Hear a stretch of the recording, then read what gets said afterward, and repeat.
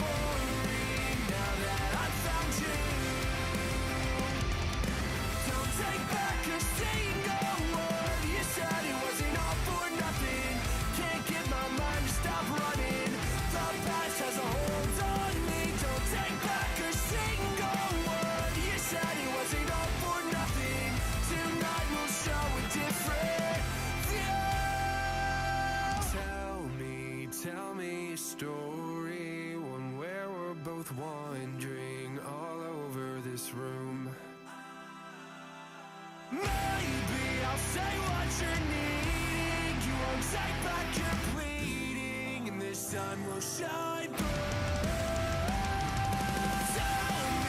Tell me your story, when that keeps me falling asleep at your own. Maybe our hearts will stop mourning, 'cause tragedy's boring now that I found you.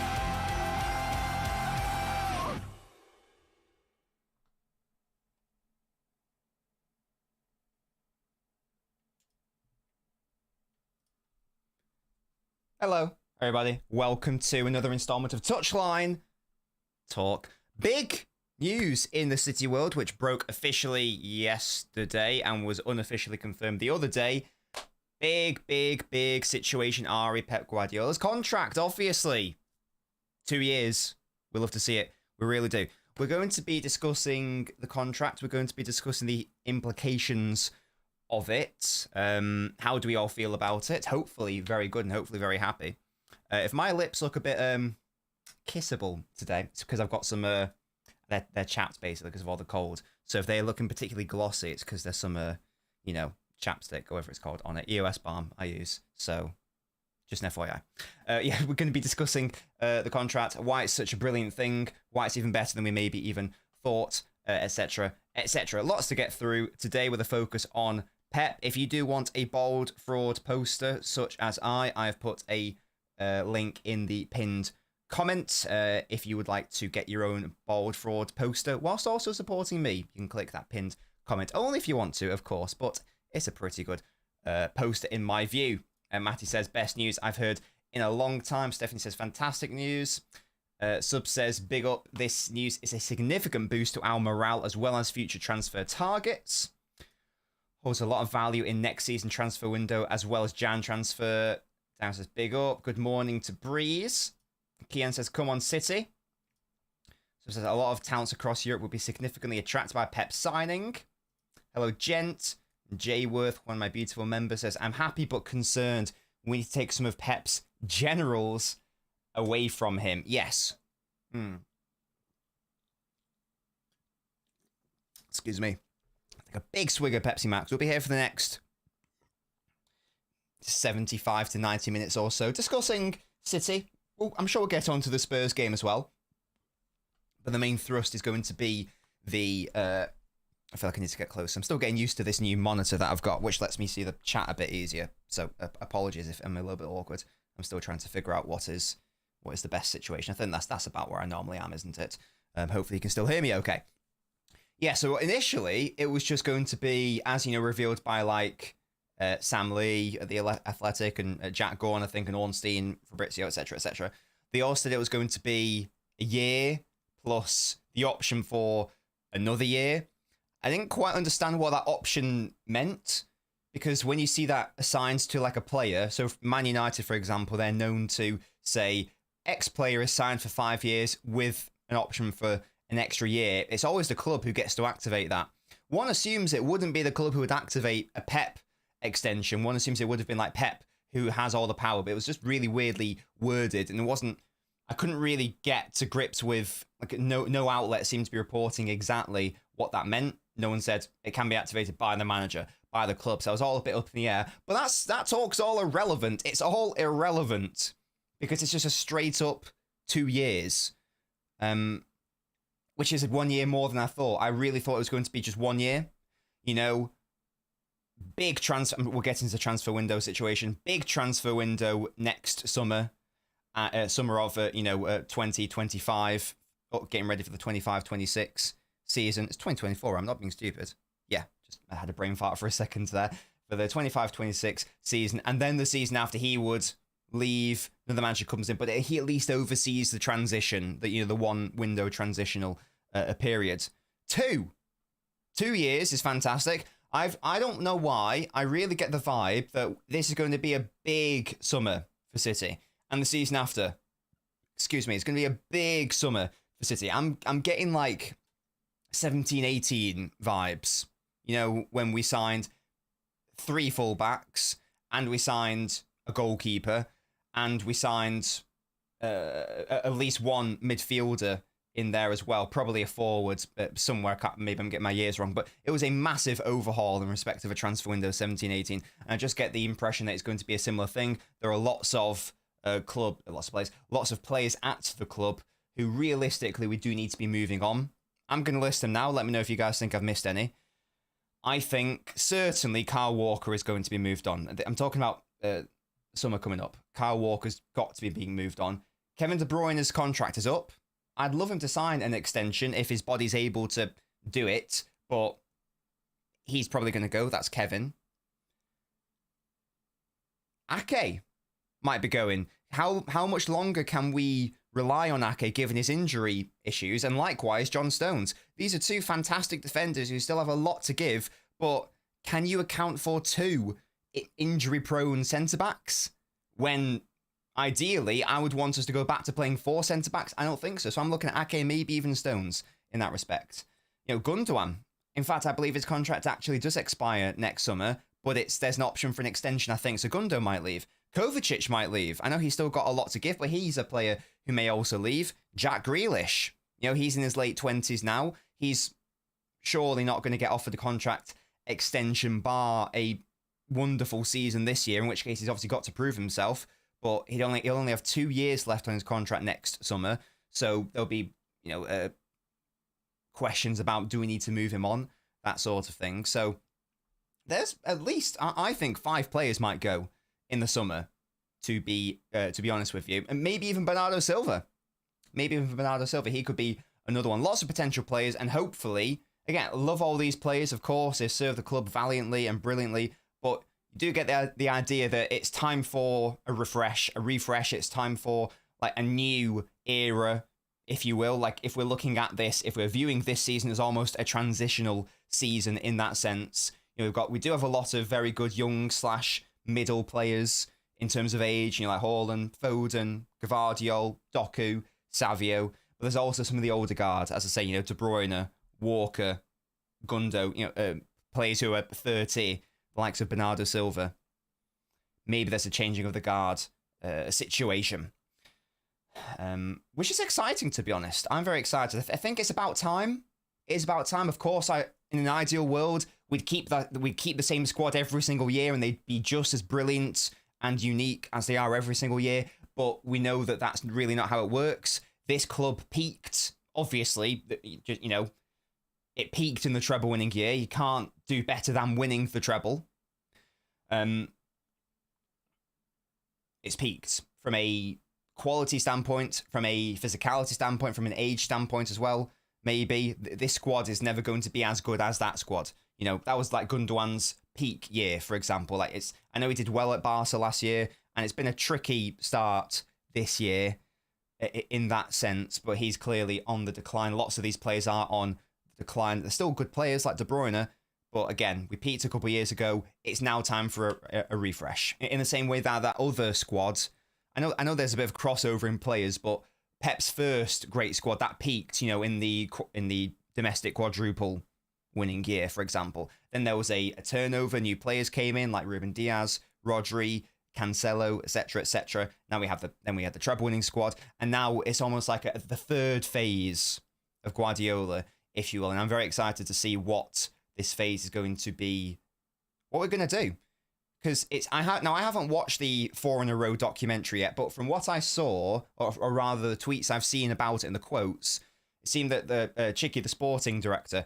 I don't know how you pronounce the first name, by the way. I've always said like Tiki or Cheeky, one of them. You know who I mean?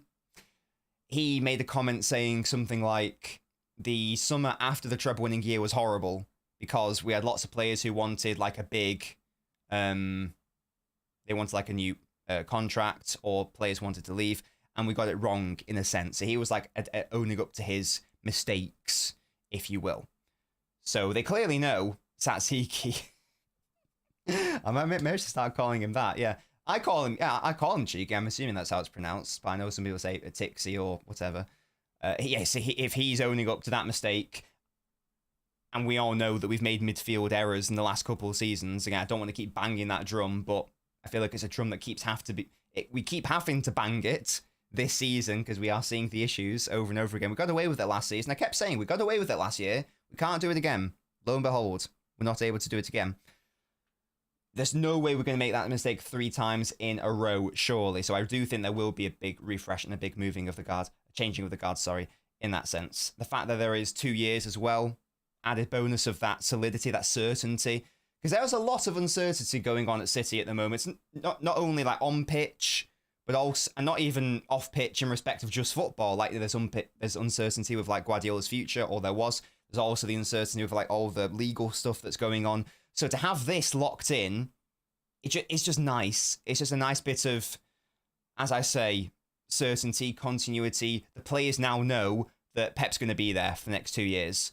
So I know that there was talk about, Haaland signing an extension, Rodri signing an extension. Is that directly linked to Pep signing an extension?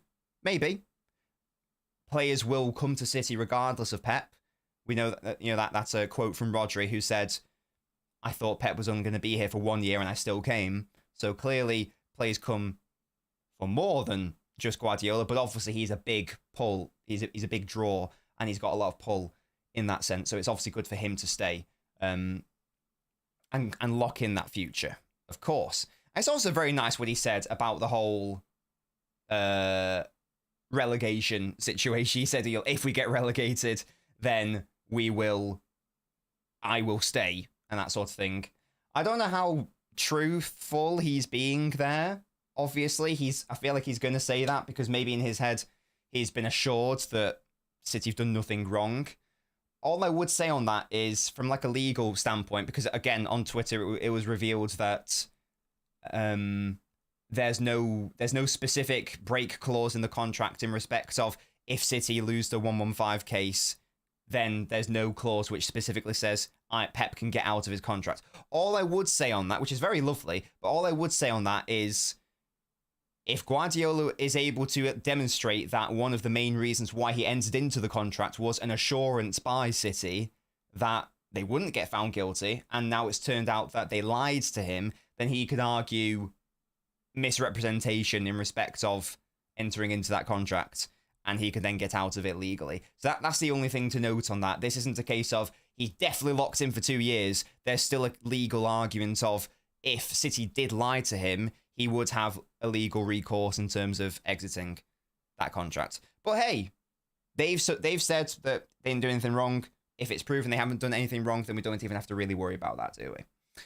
So it's all good and it's all lovely. And hopefully, and hey, maybe tactically,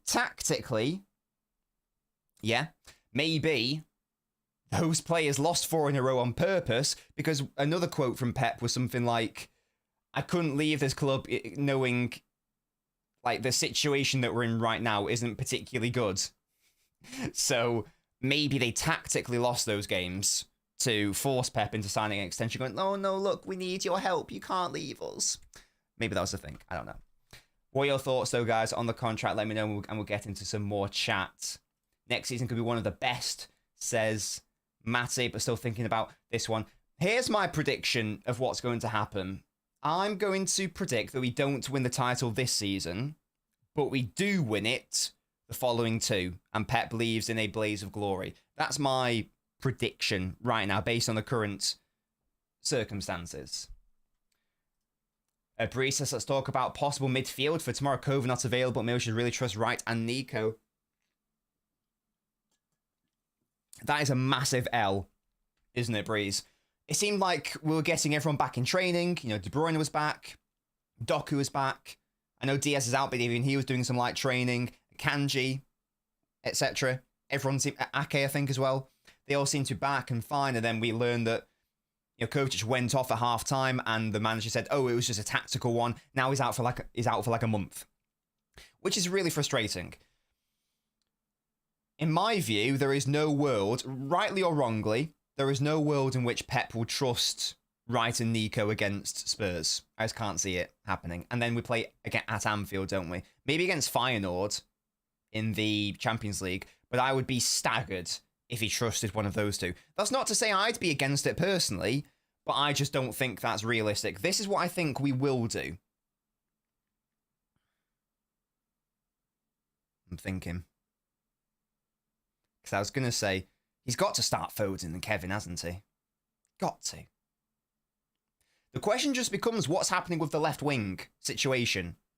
Are Grealish and Doku ready to go? Or is it a case of he's going to wait and see? Because sharpness is separate from fitness, isn't it? They might be fit, but they're certainly not match sharp. Well, not Grealish anyway. I don't know what Doku's situation is. I don't think he went to Belgium duty, did he? I don't think he did. I think he's going to stick with the 3-1. Gundogan's going to be that one. That's my prediction. I don't know who else is.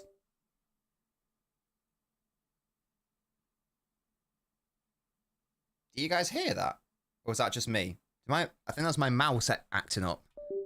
Let me know if you heard that. Doo-doo. I think that was my mouse popping off. Sorry about that. That just caught me off guard. What was I saying? Yeah, 3-1. I think it will be, as I said, I think it'll be Gundogan in the 6. I think that Lewis will start. And I think Lewis will do his progressing from right back thing. Kevin starts if he's fit, doesn't he? The question will just be, how brave is Pep going to be? Or maybe how foolish? You can look at it both ways. Thank you for confirming you can hear it. I need to sort my mouse out there. I don't know what's happening there. Yeah, you can look at it both. You can look at it both ways. What I would like to see is us go for it, essentially. And it's going to be hell out of possession, but at this point, I don't really care, to be honest. I just want to go for it and I want to win. So I would play both Foden and Kevin in the centre, and I don't care. Now, what I would do is I would do a 3-2, but in terms of a 3-1, it makes it a little bit trickier. We'd basically set up how we would think of the first game of the season against Chelsea, and basically swap out Bernardo for Foden, and swap out Kova for Gundogan. And that's basically what might be a fun thing to do. Maybe like Grealish for Doku just to make it a bit more conservative going forwards. Otherwise, it's a little bit foolhardy. In terms of the midfield, that would be very good. It's a very offensive. It's very suspect out of possession. But I actually don't know what the alternative is. I would pack the centre and ditch the 4-4-2 and go for 4-1-4-1 and pack the centre, not leave that one isolated. That's what I would probably do. I don't think that's what Pep's going to do. What do I think Pep's going to do? Well, he's definitely going to play Gundo as the 1. I think that he'll play Foden out wide. That's my prediction. I think that he'll play Foden on the left. Will he play him on the left? Wouldn't make sense. No, he'll start Foden on the right. And he'll play Savio left. And it'll be Kevin centre. And Bernardo and Kova, Bernardo and Gundo central. That's what I think he's going to do on Saturday. We'll see though. There won't be a watch along, by the way, on Saturday. This is Mrs. Nobbins' birthday week, and I just won't be available this weekend. So apologies for that. I'll try my best to do a post-mortem on Sunday. I'll try to watch it on Sunday. I've managed to sell my ticket, which is lovely. Someone's able to go in my stead. But there won't be a watch along. FYI, normal service will resume thereafter. There wouldn't be a watch along anyway. It's at the Etihad. I didn't even need to tell you that. I'm a fraud. Anyway. There won't be a post-mortem on the Saturday. We'll have to wait until Sunday, and we'll have to wait for me to actually watch it. Aren't Wirtz and Musiala confirmed at staying to Bayern, though, CJ? I thought that was a thing. From what reports have been saying, City will be looking to find long-term replacement for KDB and Gundo in the summer. We need them. We need them. Nisi Stones in DM. I want us to go back to the 3-2. I'm not hit live for 3 hours, Musty, but thank you. I don't know, Jay Worth. I can be convinced. He needs to have a big summer. a big summer. He needs to have a big season. It's such a shame. I think he started the season really well, but I do agree. I need him to have a big season. Otherwise, everyone knows I adore Grealish, but it might be a case of see you later. You know, you're fantastic for us in like the treble winning year in particular, but might not be enough. What do you think would happen, or how will the squad look if we get sent to the pits of the English pyramid? Let's be real, they're going to leave. It's, you know, when Juve got done, basically all of their stars got poached. It's going to be a similar thing. The best players, you can't really convince me that Rodri, Ballon d'Or winner, is going to be happy to spend even one season in the Championship. Nah, he's going to go to like Real Madrid or something, definitely. Definitely. Big up Spartacus. Can see Walker, De Bruyne going with Ake, Stones, Bernardo, Grealish, McAtee. Oh yeah, McAtee as well. And Nunes, yeah, on the endangered list. Yes, I agree, in fairness. It's a shame for McAtee, but I know I've seen people on Twitter saying that if McAtee can't get in during this injury crisis, when can he get in? But I'd actually argue the opposite. I would say that the injury crisis that we had in midfield, you know, and Rodri being out in particular, is actually worse. It's actually worse for McAtee because there's no platforming for him to play. We can't throw him in. Him starting in the midfield doesn't help out our midfield physicality issues. We need a good starting base in order to trial a player like McAtee. It's why I think Lewis should be benched for a few games, to be honest. That's what I think. That's what I think. I'm worried that Maz and Kulusevski would be detrimental on transitions. They absolutely would, sub, to be honest. But hey, I don't actually care. Let's just go for it. What's the record at Spurs at home under Pep? I have no idea, to be honest. Feels Bad says you believe that 1 year contract. No, it's 2 years. What? It's 2. Hello, Sarthak. How are you?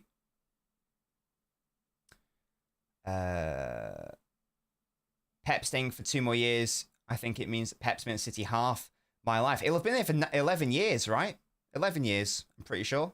He came in 2016, so the 16-17 season.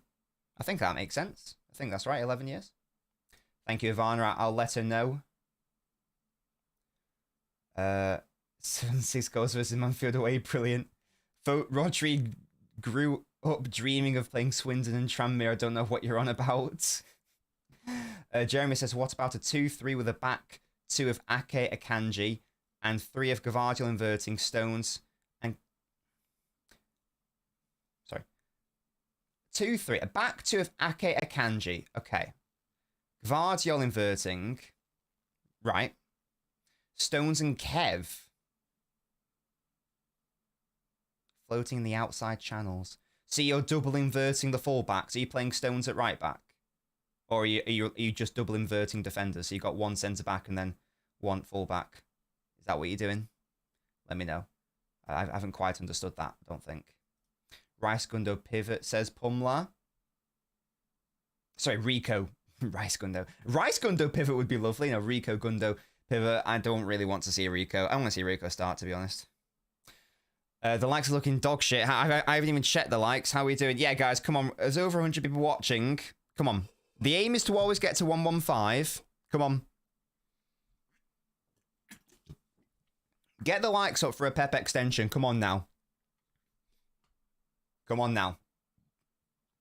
That's a point. Pep would have been easing him in while 3-0 in games. Yeah, and that's the thing. If you have midfield issues, the last thing you want to do is start throwing in inexperienced, or, you know, I know McAtee's not young, he's in his 20s now, but you see what I mean. It's not really the right environment to push those sorts of players in the centre when we've already got a central issue going on. It's only going to worsen it. You want to have a position of strength and solidity and then introduce, you know, so we could do it with Foden, for example, because you've got such wonderful midfielders around him like Fernandinho and David Silva, Kevin De Bruyne and Gundogan, Bernardo Silva.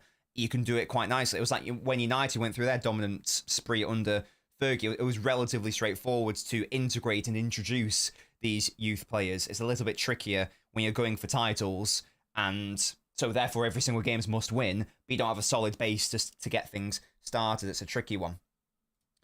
Players to play for both Spurs and City, quite a few. Adebayor, Kyle Walker. I said quite a few. I hate these questions. My brain always goes blank with these questions. Spurs and City. I'm sure there are so many, I just can't think. I feel like we signed someone else from Spurs. It's not even it's not even the signing from Spurs. It's the fact that they've played for Spurs in another life, or like, you know, a couple clubs prior. Help me out, guys. Who else played for City and Spurs? Trippier, good one. Musty, yes, good one. I mean, Trippier was technically just like in the youth, but yes, that's definitely right. Who else? Let me know. Oh, call Luca. That's a throwback. Yeah, guys, come on, get the likes up. Come on now. Are you, happy birthday in advance. Ryan, we'll have to see. We'll have to see. It depends what the wording. It depends what was discussed backstage in the negotiations. Pedro Porro, yes, great one, sir. Yes, absolutely. Has Kyle been worse this season? Well, he apparently wasn't fully fit, but I mean, he started the season as he ended the last one. We all know he's done. Nobbins Turtleneck era is back to celebrate Pep Sonny. Hey, the era never went. The era never went. Joe Hart. What? Joe Hart didn't play for Spurs. What? Oh, yeah, he did for like a couple years. Oh, yeah. You know, he did, yeah. For like a couple years after, didn't he? He was like their backup. Oh, yeah, sorry, guys. You're absolutely spot on. I was going back and like, he played for Shrewsbury. Like, what? He played for Shrewsbury and then he went on loan to Birmingham. I was like, when did he play for Spurs? But no, yes. I sort of forget anything Hart did post City. Because he went to Torino as well, didn't he? Yeah, you're absolutely spot on, guys. You're absolutely spot on. And then Celtic, yeah. I sort of put it out of my mind, anything after City. I'm like, yeah, I'm not really interested in what he did. It's like, just like then, I forgot Zabaleta played for West Ham as well. Yeah, no, you're absolutely spot on, guys. I'm an idiot. That's my bad. Hello, IDK. What do you think we should start versus Spurs? What 11 do you think we'll get? As long as I see Foden and De Bruyne centrally in some manner, I will be happy personally. And I don't think that's going to happen, especially with COVID being out. But I don't know what the solution is. IDK, I'll be real. I'll be so real. I don't know. Oh, Slot so far, yeah, he's done great, to be honest. It's annoying how likable he is. Klopp was very easy to dislike because he just came across as a not nice person, to be honest. Certainly arrogant, anyway. Slot's very likable, isn't he? Very annoying. Very annoying how likable he is. Yeah, that's crazy. That's my bad, to be honest. And Keenan says we need to do something about the counter-attack, 100%. Oh, yeah, West Ham as well. Yeah. He said, wait, LB... Nah, I don't believe LB said this. There's no way LB said that. I refuse to believe it. You'll need to timestamp me and send me the clip. There is no way he said that. If he did, I will call him out. But I don't believe he said that. I refuse to believe that. Exactly. It's annoying, isn't it, CJ? He's friendly and likable and very good tactically. It's very upsetting and very frustrating. This is what I would... Yes, this is what I would do, you know. No, I wouldn't really do that. But what I would do, and you'll have seen it in my... You will have seen it in my... We've sort of gone away from the pep talk, but we'll go back to it in a moment. What I would do, which I discussed in my Our Man City Broken fantastic analysis video, which is 18 minutes long. You should all go watch it immediately.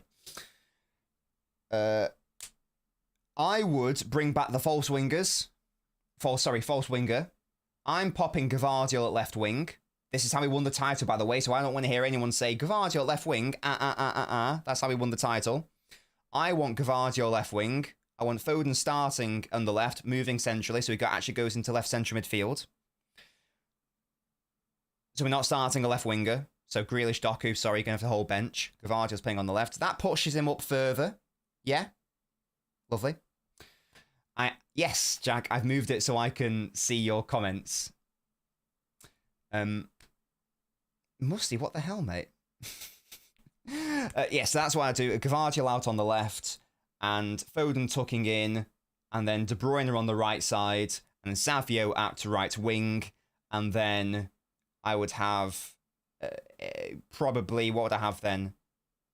3-2. Where's my other defender going? On the left. So it'd be Gundo, Nunes, something like that. Gundo, Bernardo if you want. I wouldn't go for that, but you could do that. I personally go for Nunes. I think it's time. I don't care. Give it a go. Go for it. I don't care if he looked bad against Brighton for 20 minutes. Give him a start at least, and then we'll have a chat about it. That's what I do. Gundo and one of Bernardo or Nunes. That works out nicely. A 2 base. Ditch this 3-1. I hate it. Everyone knows I hate it. Hate's a strong word. I actively dislike it. That's how I would go. And then the back 3 of centre backs. I'm sorry, Rico. You got a whole bench right now. We need to chill. We need to be strong. That way, you can have out of possession. Even though I don't think Foden's bad out of possession centrally, I think that's been blown horrendously out of proportion. In fact, we need him now because of his recovery pace. But that means in the centre, you would have Gundo, Nunes/Bernardo, and Kevin, which isn't great, but there's not many other options. We have Foden's out on the left. That'll be my team. That is what I would do. Bring back the false wingers, pushes Guardiola into a more offensive area. We know how good he is offensively. My honest prediction, Harvo, is it's going to be a shit show. That's my honest prediction. My G alternative facts. Said Foden isn't a natural creator. Oh, that's different then. Oh no, you've gaslit me there. Whoever earlier. Nah, he didn't say that then. That's a very different point, isn't it? Because he's not as good as David Silva or Kevin at creating. Yeah, that's a different measuring stick though. That's the thing. There's a difference between saying someone isn't creative and someone isn't as creative via the pass as De Bruyne. Those two are not the same thing at all.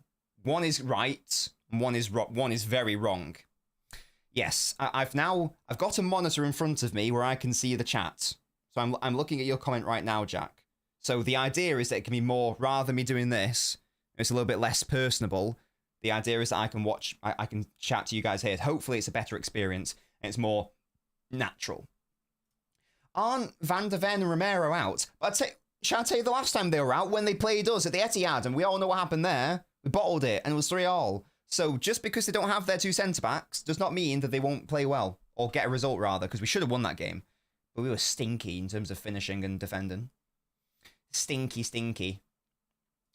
Wait, why not? Is he injured? What have I missed? What's going on? Why isn't Savio playing? Have I missed something? No, because it's Mrs. Nobbins' birthday week this week, and I would have been at the Etihad anyway because it's at home. But no, so a combination of those factors. I won't be here, and there won't be a post-mortem on the day. Maybe I'll try to do one on the Sunday, but I will need to watch it on Sunday and form an opinion, etc., etc., etc. Duplicate Guardiola 9 times, play him in every position, says Jack. Thank you, mate. I do have nice eyes, don't I? They are beautiful and lovely. They're technically grey. I don't know if anyone cares about that, but they're technically grey.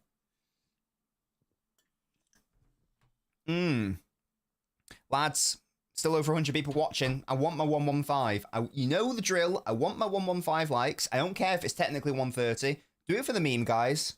Get the likes up. Play for Brazil on Wednesday. That's fine. That's enough of a rest. Get him in the starting 11 because we bloody need him.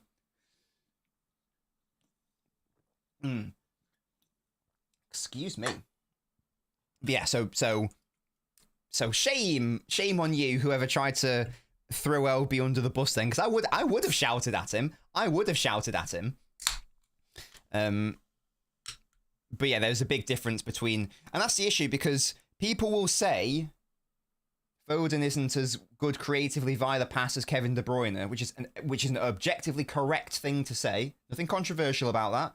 I would advise that applies to every single player, probably even Messi in fairness, purely in respect to passing. So it's a bit of a weird starting position, but okay, chill. But then people take that, it goes through this weird filter, like pinball in the brain, and that turns into can't create.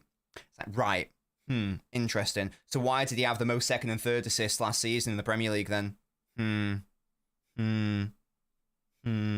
Why has he been objectively one of the most creative players this season via the pass? Weird that, isn't it? Odd. Thank you, TP Link. That's what I've been told, Spartacus, yes. Is Pep going to have a £200 million plus summer next season? should we move it back to the Pep? We can go back to Spurs in a moment if we'd like to, but the idea of this was to discuss mainly the Pep situation. So let's pivot slightly back to that. But this is a Q&A, so we can pivot wherever we bloody want. Double pivot. Ha ha ha ha. What positions are key? What positions are essential? Not just this summer, but the summer thereafter. Obviously, 6-8 hybrid, necessity, which we might get in Jan, but let's assume for a moment no signings coming in Jan. Right. What areas are essential? The 6-8 hybrid is a must. Just to give Rodri some form of, in one instance to give Rodri some rest, but also to finally, once and for all, solve that midfield physicality issue. Ideally, I reckon we should get 2. I would like to see maybe 2 brought in. And again, sorry to Gundogan, Kovacic, Nunes, maybe Bernardo Silva. I think it might be time for those lads to go and bring in some fresh blood. You get me? So I would like to see at least 1 6-8 hybrid, maybe even 2 who can do that. Because at least if you overstock in the midfield, you've got players who can play multiple different positions at least, so it's not the end of the world. If De Bruyne is leaving, we need to introduce a player who can help try to replicate the output in a way via the pass, because Foden can't do it on his own, and it would be mental to expect him to do it on his own. So we need a creator, preferably someone central, because we've already got quite a lot of interesting wide players, like, Bob, even though Bob's technically a midfielder, but you know what I mean, like Bob, Savio, Doku, don't know what's going to happen to Grealish in fairness. But we could, I know lots of people said that Baena, who plays in La Liga, I think for, is it Villarreal? Might be Valencia. I think it's Villarreal, though. Maybe it's Valencia. I don't know. It's one of those two. I forgot him. Begins with a V in La Liga. He's more of a wide player, as I understand it, but he's more of a passing creator. So if you can replicate it somewhere on the pitch, I guess it's all that really matters. So maybe that's a solution as well. But either way, we need to be doing something like that. Because again, we can't really expect Foden to just be doing that on his own. It's not reasonable. He's been trying his best this season. And again, in fairness, if you look at the expected assist per 90 charts, he tops it quite comfortably. He's got, in fact, he's only started 4 games, but he's got more expected assists than the majority of the Premier League. I think he's in the top 10 in that respect. He's only started 4 games, which is genuinely very impressive, to be fair. But we still need someone. We still need someone else to do that. Because if Foden's out the side, then who's doing it from the centre? So we need someone more advanced who can do that. Now, I don't know who that's going to be. Obviously, people are saying Wirtz. People are saying Musiala. As I understand it, they're going to Bayern or staying at Bayern. So maybe that's out. But someone of that ilk, and I don't know how good Echeverri is going to be. I don't even know if that's his game in terms of passing. I don't know enough about him. Maybe that's potential. He's obviously very young. I still think we do need a player there. Right back as well. I think someone said in the chat, right back, spot on. Yes. Rico Lewis, he needs to become an option at right back, but he's not a start. He should never be the starting right back. The squad should never be in a position where Rico Lewis is our starting right back, because as good as he can be in that position, that is not his position. We all know this. So Pep needs to bring in someone at right back. I haven't fully locked in on who I want yet. I'm thinking and I swear I don't have a fetish for RB Leipzig. It's not just the Leipzig right back I wanted last season is gone, and I can't have him now because he's playing in Saudi. But they do have another interesting, they actually have 2, but they have another interesting right back to RB Leipzig who they signed in the summer to replace this player, or replace him in a way. They signed him from Feyenoord. He could be fun. And he is like from what I understand, is a very ideal Pep right back. It's not a fetish, shut up. He's a very ideal Pep right back. He's young as well. He can play right back. He can play right centre back. He can play right wing back. He can play in the centre. I don't know how to pronounce it. Geertruida. I don't know how to pronounce his name. He's Dutch. He's a signing from Feyenoord. He can play everywhere, basically. He's even played at left wing, I think, and left wing back. So this is a player who can do anything, essentially. So like a really good utility player in that sense, and that might be what we're after, especially if we're thinking about We want a player who can maybe push up to right wing and do a false winger situation if necessary. But we also want a player who's comfortable as a right centre-back in possession. But we also want a full-back who's comfortable going into the centre in possession. This is a player who can do all of that. So that might be my pick. This is only his first season with Leipzig. Maybe that's the one, CJ, yes. Maybe it's too soon for him. Maybe he's not got the experience. Livramento isn't in. Yeah, he would be a more traditional fullback option. I'm not against that at all. But I don't think Livramento's the sort of player who I'd be comfortable seeing starter right back, pushing into the centre. Maybe that's not an issue, though. Maybe we just need to go back to traditional, standard overlapping fullbacks. That's a perfectly legitimate way to view it as well. Maybe that's something that we could do. Just go a bit more traditional. I'm not sure. But yeah, I do like Livramento a lot. He's a very good individual defender as well. Maybe that's a thing. So definitely a right back, 100%. Definitely at least one 6'8" hybrid. Definitely one either offensive midfielder or wide player who specializes in creative passing. That's at least 3. Harvell, I really like. Yes, I really like him. Really, really like him. I'll be doing a video in Jan. He's ascending the list, basically. And it's more than him just being very good against City, because he was very good against City, but in general, he's a wonderful footballer, isn't he? So he might be interesting to look at. He might be very interesting to look at. He could do that 6'8" for us, must he? He could do that for us.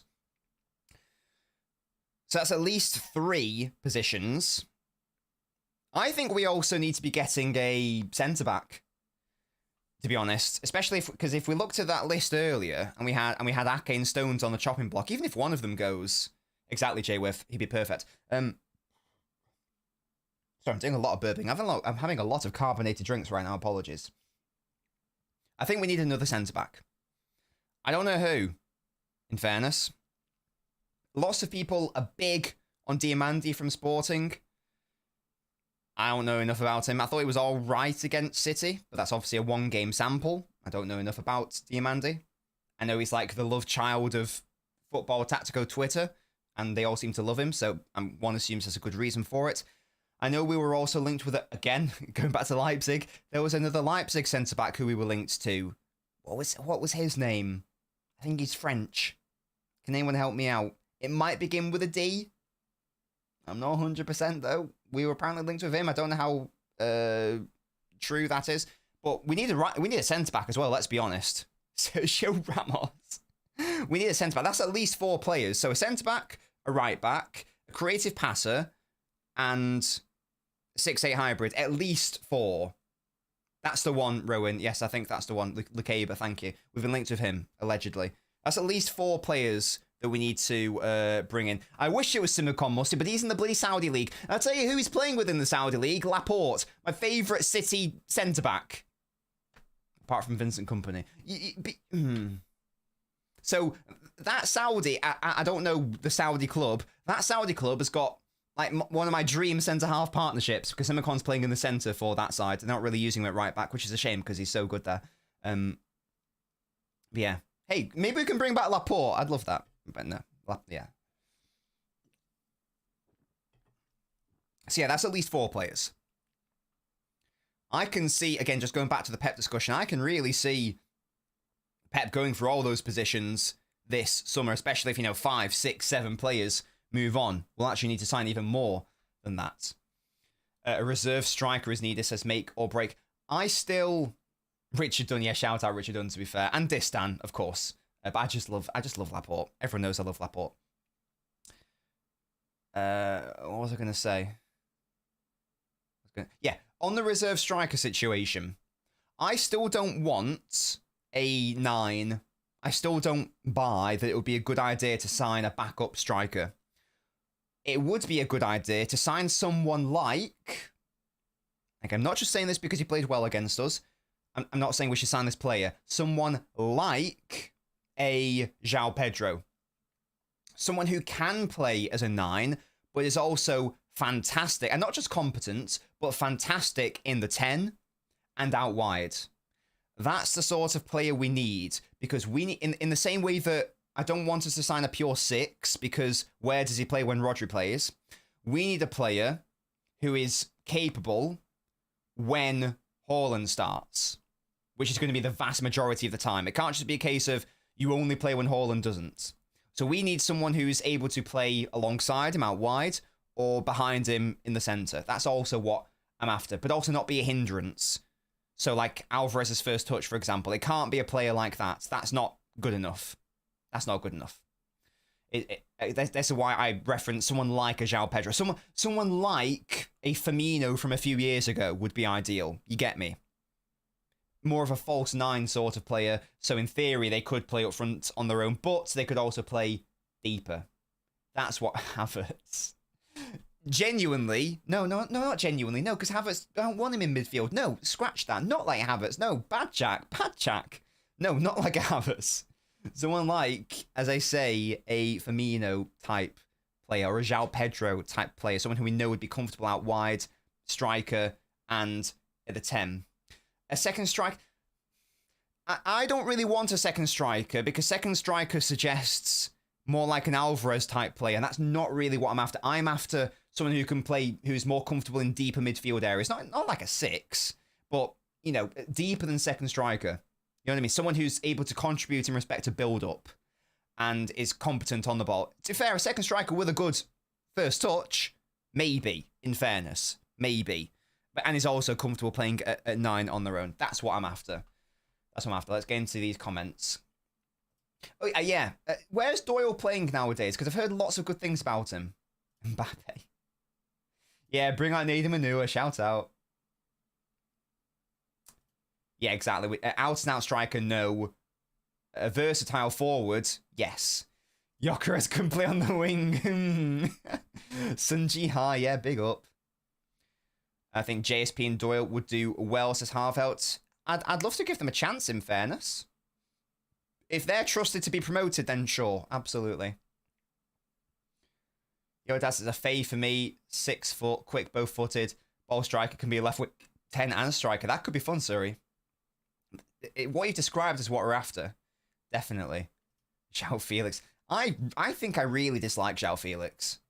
I don't think João Felix is an actual player. I think that he is an idea of a player. Does that make sense? I think João Felix is perception, not reality. I don't know if that makes sense. Andy Carroll, shut up. Waiting for Echeverri. We'll have to see how he settles in. Can Bob not do that, says Louise. He probably can. He probably can, but I want to develop him into just a pure central player, so... But yeah, maybe. But he's obviously got a broken leg, so it's tricky. Bob returning indeed. Get the Heskey brothers in, says Nevans. Liao, he would be a pretty penny, wouldn't he? Go for like over 100 million or something insane. Thoughts on Luckman, says Ryan. He had a great season last season, I know that much. He doesn't move me, I'll say that much. He doesn't move me. João Felix doesn't have a position. Well, yeah, no, he has got one. It's on the bench, isn't it? I'm pretty sure. Still don't get that transfer. I don't get it. It's weird. What a weird guy. It's his own fault. He's shat on his own career. He never should have gone to Atletico Madrid in the first instance. I don't know what he was playing at there. What other clubs to go to? Simeone's Atletico Madrid. Really? Okay, mate. Okay. So that's his own fault. I don't really have any sympathy for him. He's going to have to hold that. It's like Pogba. I don't know why I'm bringing up Pogba. People say, oh, Pogba's was failed by Man United. Pogba joined Man United when they weren't even in the Champions League. That's his fault, and that's his problem, and that's a consequence of his decisions. He's a big boy. It was his own fault. Yeah? It's not his fault he joined a shite institution at the time. That was his problem. Yeah? Make a better decision, have a better career. Yeah? Boom. Indeed, Jack, to be fair. He still doesn't move me, though. Is this the one from Japan? Is that the one? Kunya has the pressing power. Now, I do like Nkunku. I do like Nkunku. Come on, you're false 9. Maybe. I reckon he could do a job. I would love to see him in right wing. I'd love to see that. I think that could be really fun. But we obviously don't know. That's sort of what we're after. And that is And that is sort of like why it was so crucial for Pep to sign that extension, I guess, because now we are going to have someone's to oversee this, not just this summer, but the summer after. And the idea, because again, what must not happen, I don't think it will happen, but what must not happen is, Kurt says the way you're looking at the camera. I'm looking at you guys. I'm communicating. What must not happen is Pep leaves City in the same manner as Fergie left United. I keep bringing this up, but it must not happen. Because then they're in the shit for however many years. And I'm sorry, people might not want to talk about it, like United fans, but he left your club in the shit. And I think he probably did it on purpose, in fairness. I can't prove that. That's a bit of a conspiracy. I would not be surprised if Fergie was like, right, whoever comes after me ain't gonna succeed like I did, yeah? I would not be surprised if he did not give a toss and he almost wanted the next man to fail. That's conspiracy Nobbins talking right now. I'm not saying that he directly sabotaged, but I am saying that he left that club with absolute in an absolute shit state. Go look at that squad after Fergie left, man. They were drained and dead. Drained and dead. Vitinha, says Leon. Did you talk about starting line? We did Fuscan. Yes, indeed. I'm still not sure what I want. Chelsea did a homecoming video for Felix just for him to be used as a conference player. Fat Rodri's won. It doesn't make Ballon d'Or a worthwhile comparison. How look? Yeah, that's a great point. No idea. No idea. Should buy. Okay, chill, Johnny. You have to sign up to my OnlyFans for that. Chill out. Chill out. Mean, nasty bloke Fergie, says Dave. Again, I'm sure. I'm not saying he directly sabotaged, but what I am saying is he left that club in an absolute shit state. Evra was about 97. Ferdinand went to QPR halfway through that year and wasn't good enough for a relegation with the QPR side. Vidic was done. De Gea was still young. Rooney was spent. That was like Van Persie's last great season. He just became like dead and injury prone thereafter and absolutely washed post 2014. Yeah. It's a thing. I want to back up strike. We shouldn't change her way of playing because one player is out, says Jayworth. But where do they play in like the Premier League, Jayworth? This is why it's got to be a player who can play in multiple positions for me. Now, that doesn't mean that you change the way you play. If we had João Pedro as the 9, for example, again, that's just an example. He can play as a 9. He doesn't have to play at striker as a false 9. He can just play as a striker, but he can also play out wide, and he can also play in the midfield, in like a more offensive midfield position. That's what I mean by I don't want a true backup 9. I just don't think that's going to be useful. Yeah, that was maybe my favourite goal from last season. I lost my shit when that went in. That was ridiculous by Joshko. That's, again, just going back to the lineup that I would like to see. That's another reason why I want Joshko out on the left. Because did you guys see the connection that he and Foden had on the left last season? Did you see that shit? It was beautiful. It was beautiful. Let's keep recreating that. Lovely, lovely. Toby, get your bloody bell on YouTube for me, yeah? And you won't have that problem. You won't have that issue. Guardiola was a right winger in the academy. He was everything. Yeah, absolute boy. Yeah, we were talking about him earlier, Toby, weren't we? Mbappe can play multiple positions. I don't want that fraud at my club. Yeah, I don't want him here. He's a bad influence. He doesn't even want to play for France. Yeah, he's making Madrid worse. So he can hold that, to be honest. He can absolutely hold that. Still not my 115 likes, guys. What's going on? What's going on? What's going on, lads? You've got Dungeons and Dragons on your phone. That's crazy. That's pretty hardcore, though, to be fair. Evening, Timmy. Guardiola might be our most handsome player now. Stones and Diaz injuries are making them unattractive, says Surrey. He is handsome, lad, to be fair. You know, I was in Judge Mo's chat last night or the night before, I think. And I think that someone said Isn't Cavaggio like 24? He's 21, isn't he? He's got a beard, so he looks like 90. But there we go. That's the boy. That is the boy. Oh, I should have been on that show. Oh, the things that were said on that show, that upset me. They annoyed me. I wanted to call them out, but I was just a scumbag viewer. I wasn't a guest, so I couldn't do it properly.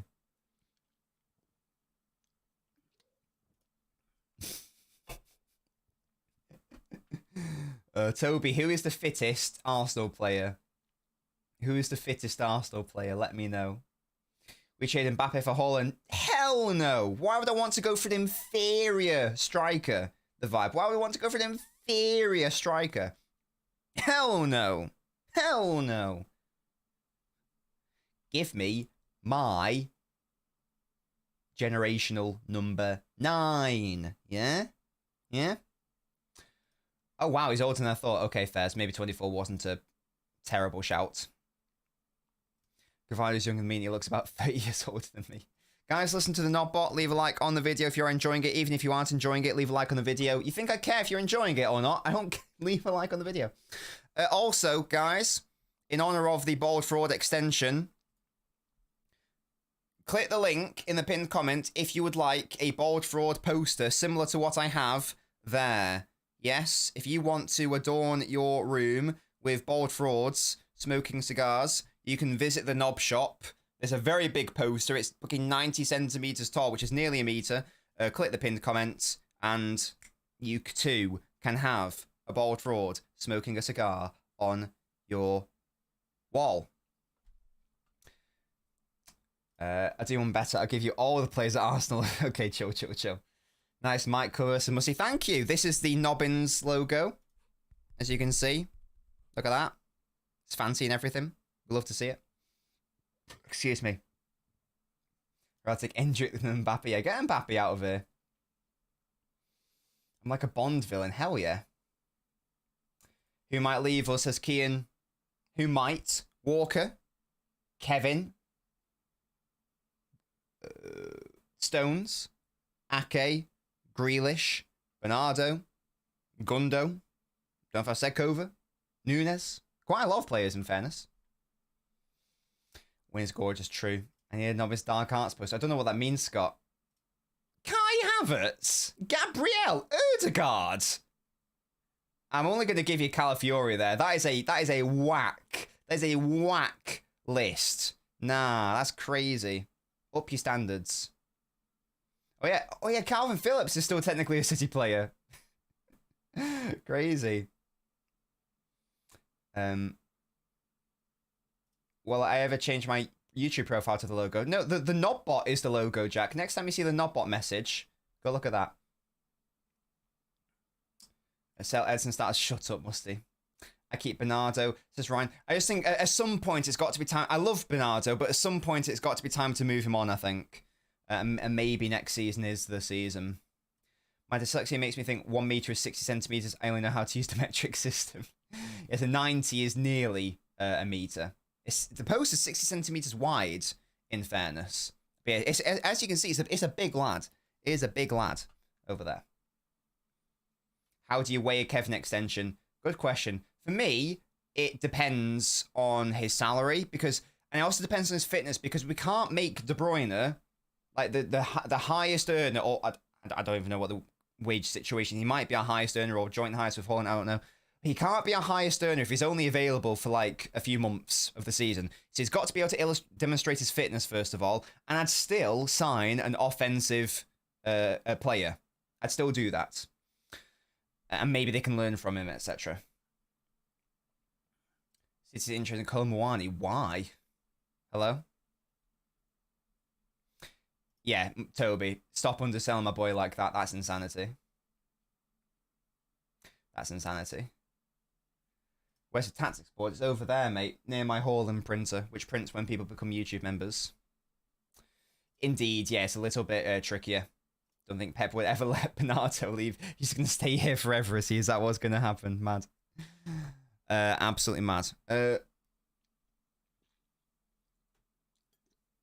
Excuse me. What else shall we chat about, chaps and chapettes? we've spoken about the squad for tomorrow against Spurs, which is a must-win. I know it's obviously very happy about the contract situation, but and we are talking about future planning and whatnot, blah, blah, blah. There is still a season to be had here, though. It's not over yet.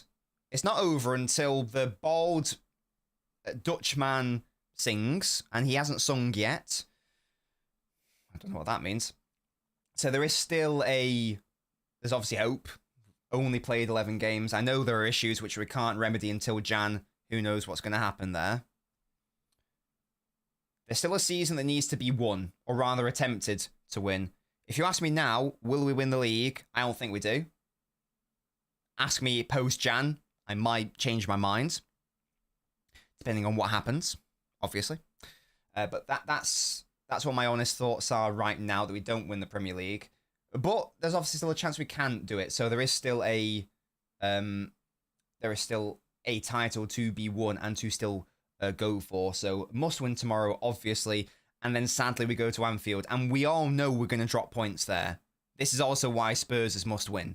Because we can't drop more points. Because we know we're not going to win at Anfield, obviously. The best we can hope for is a draw. So if we win, then the gap stays the same, doesn't it? If we win and then draw at Anfield, the gap stays the same. It's only 5 points after 13 games. And then draw. Yeah? Yeah. That's what's going to happen. New Rodri interview is out. I didn't even know there was an old interview out, in fairness. Would Arsenal go for any winter transfer? Good question, Harvell. I mean, yeah, let's briefly touch on Arsenal, shall we? They've gone backwards, definitely. We all know the City issues, and this isn't just like, oh, you're rubbish, you've gone backwards, because we've discussed the City issues in depth, and we know we've gone backwards as well. But I think we all know that we should be sorting those issues out. And also, there's a bit more from my perspective anyway, there's a bit more leeway with City because we have obviously won a fair bit. So you can cut them some slack. Like, they're not going to get every single season perfect. That's fine. Yeah, Arsenal have regressed. Streamfuck for anyone else. Oh, have I? Try refreshing, guys. It's fine on my end. So you might just need to refresh. Yeah, if you're having issues, refresh. There's nothing on my end. It will be a YouTube situation. There we go. Lovely. I'll do that. There we go. I'll put that on the screen. If you're having audio issues, please refresh. It has nothing to do with me and everything to do with YouTube and your stream. Refresh and you'll get there. Yeah, Arsenal, they have regressed. I don't really know what the solution is for Arsenal. But what I did say in fairness was that their solution should be able to be remedied by Odegaard coming back. But I've just not really been particularly impressed with Arsenal. I feel like they've been... They peaked, for me, in my opinion, they peaked halfway through the treble-winning year, to be honest with you. And then the season after obviously became a bit more conservative. And since then, it's been a bit more conservative still. And it's very unusual. And everyone looked at Arteta as his Pep clone. And in fairness to him, he's managed to totally distinguish himself from that, because his Arsenal side don't play anything like any City side anymore. I think his first iteration did. But now, it just doesn't. And that, again, fair play to him. He set his own identity and whatnot. As like I'm not a neutral, but, you know, as like someone who liked watching Arsenal in like, you know, that first half of the season in the treble winning year, we all know it fell apart ultimately. I'm a bit disappointed, to be honest. I know what Toby's thoughts are, who is an Arsenal fan. And obviously if they win the league, irrelevant, because you can look, we've just become sturdier, stronger mentality. It's all good. I don't know. I get the vibe they've gone backwards. Staffy said that they needed a striker. I don't want to... and I agree, sorry. I do agree they needed some sort of forward. Whether it's a striker, I don't know. But certainly an elite forward. Whether that's at left wing, whether it's at a striker. I think that Martinelli... I like Martinelli. I view him as a bench player, though. You know what I mean? I don't look at Martinelli and go... in his current form, and go, that's a player who is a starter in a Premier League winning team. I know you can't apply that logic to every player because Delph won the Premier League, you know, and like Wes Brown won the Premier League as a starter, etc., etc. So I know it's not as black and white as that, but if you just go through the rest of the players, you know, you go like, you know, Saka, yeah, locked in. Ødegaard, yeah, I can see it. Rice, yeah. Saliba, yeah. Gabriel, etc., etc. You can see these players. So you can see these players as that. I'm looking at Martial and I'm going, upgradable? And this is why it was really interesting when there were links to Nico Williams. I don't know how valid those links were, but that would have been a perfect option. That would have been really fun from an Arsenal perspective. So for me, an elite left-sided player could go a long way. Likewise, an elite striker might go a long way. I think Havertz is a very useful player, but I'm still not convinced that he's the solution in terms of a starting striker for Arsenal. Again, useful player, interesting in respect of, you know, second striker maybe, but as a starting nine, I'm still not I understand what he does, I understand his use, etc., but I'm not sure. So, and from an Arsenal perspective, from the transfer window, underwhelming, I guess, that they just happened to get Sterling at the end, which is whatever. He's not really done anything yet, despite everyone knows I like Sterling, but, you know, he came out saying, you're about to see the best version of me. Well, that was never going to happen. Arsenal were never going to see 2017 through to 2020 Raheem Sterling. It was never going to happen. So that's been a bit of a shame as well. Our team has depression. Chickens have come to roost, says Timmy. Them in the same 4-1 loss. Arsenal need a striker, but a defender sums them up. Pink shirt Arsenal was nice. Sir says, do you have an opinion on the whole City's greatest versus best player conversation?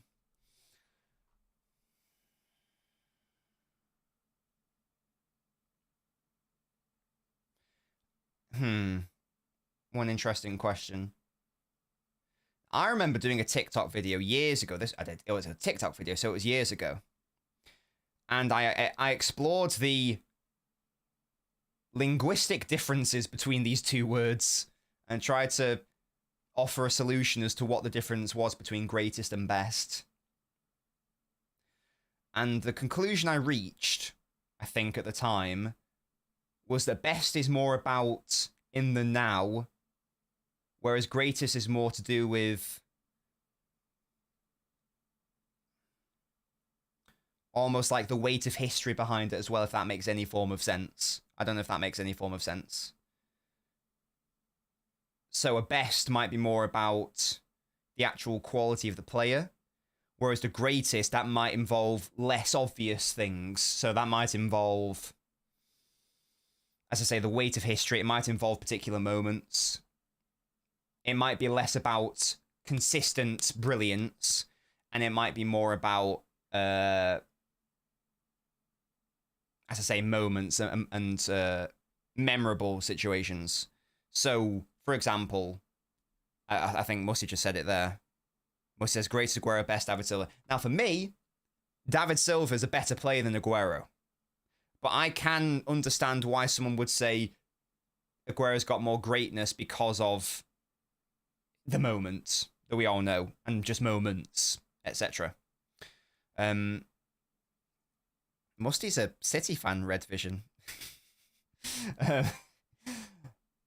Now, I don't know how much I buy into that, to be honest. I think for me, we're sort of splitting hairs in terms of best versus the greatest. I don't think it really matters that much, to be honest. For me, the best player in City's history, greatest, whatever word you want to say, the highest quality City player, and who did it over a sustained period, and also has got the impact of the trophies, etc., is Kevin De Bruyne. And it's been that for a couple of years. I did have it as David Silva, in fairness. I had David Silva as our best ever player. Again, for me, he was better than Aguero, but I don't think you can ignore what De Bruyne has done. De Bruyne, for me, is the second best player in Premier League history now. I think Henry is his only superior in that respect. I think he's better than everyone else, in my view. And therefore, as a consequence, is the best City player. That's my take on it, sorry. What do you guys think, though? Who is the best player in City's history? You can have if you think there's a distinction between best and greatest, then you can obviously distinguish. Let me know what you think, though. I think the answer's De Bruyne. For me, there's no one better. Did another player reach a higher peak than De Bruyne? Probably not. Some people might say Yaya, but I think De Bruyne reached a higher peak. Again, some people might say Aguero. I think with like Aguero and David Silva was they were just consistently brilliant every single season. It was like It was not 7. It was 8 or 9 out of 10 without fail. There was no bad year unless it was like terrible injuries. There was no bad year for these players. But maybe they never quite had a 10 out of 10 season. I think De Bruyne has had a 10 out of 10 for me. That was 1920, 10 out of 10. No, we didn't win the title that year, but he was ridiculous that year. So that's why I think. Tim Hortons or Krispy Kreme? Krispy Kreme for me. I think if they keep struggling with Erdogan back, they've regressed. Otherwise, it's to explain that drop-off. True, Fenway, true.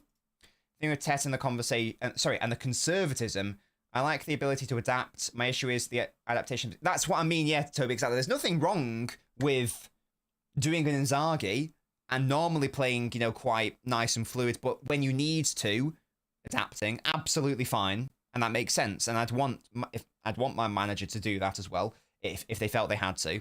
But as you say, it's almost like a case of this is the starting point. I don't know if like Arteta's been wounded by that second half of 22-23 when Arsenal were a bit more open. Obviously, Saliba got injured as well in the latter stages. I don't know if he's become wounded by that, and now it's a case of this is my first priority, and we will never sacrifice this. It's sort of working against him this season because they haven't even been that good defensively either. So I don't know. It's almost like what City are doing this season. The squad building is weird at City and Arsenal, or has been rather. Someone's going bam for bam with Messi in 2018. Oh yeah, prime Sterling, man, prime Sterling, unreal. What's Neymar said about Rodri? Why is he getting involved? Does Neymar, your highest podium is third, mate. Like, pipe down and let the Ballon d'Or winners chat. Yeah? Yeah? Yeah, exactly. That's what I thought. Great, might be someone like Colin Bell or Francis Lee. Yeah, again, maybe I guess it depends on your interpretation of greatest. You could say that, Bell, because he's got a stand named after him. Part of our original golden era. Yeah. Greatest often tied to trophies. Greatest impact at the club. Greatest is aura. Greatest is Scott Carson. Oh, Pizarro, what a boy. Henry was class. Yeah, exactly.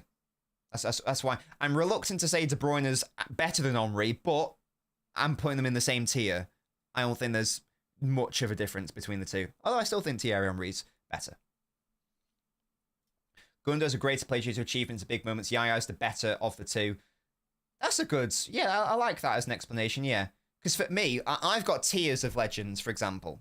I've got tiers. Not T-E-A-R-S. Like, oh, I've got tiers. T-I-E-R-S. Tiers.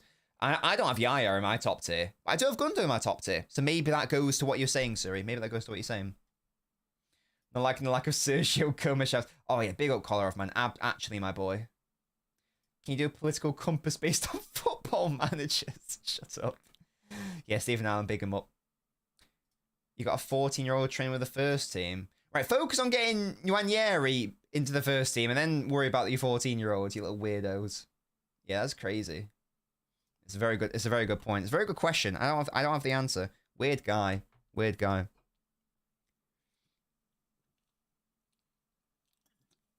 Excuse me. I apologize. I keep burping. Anthony better than Savio? I don't think so, to be honest with you. I think Savio started the season very well at City.